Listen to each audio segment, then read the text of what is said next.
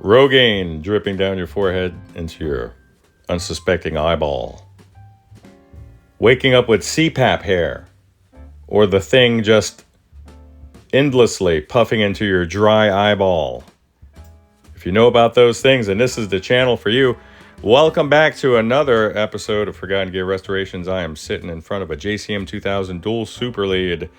Probably one of my favorite modern or contemporary Marshall amps. Well, this one's stuck in the lead channel. It cannot be switched out. What's going on? We're going to find out.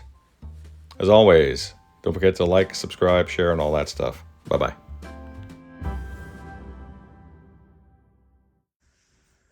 Riley, this is your JCM2000 dual super lead that I can't get to this morning. Man, I really tried. So apologies on that. I just wanted to make a quick video as a place marker. I want you to know that you're next. Nothing's going on the bench ahead of you, brother.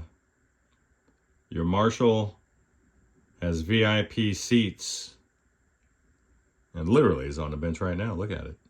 So we're going to open her up. Maybe not today or this morning. And we're going to get to the bottom of your channel switching problem. And I think I was telling you that I believe it's the low voltage supply because you're having issues with reverb as well. So there's a couple of filter caps. It's got its own rectifier, and I think it's got its own voltage regulator, if I'm not mistaken. It's been a minute since I looked at one of these guys, that particular circuit inside of one of these guys. So we're going to get down to the Henley of the matter and see if we can get this old bird back up and running. Bye.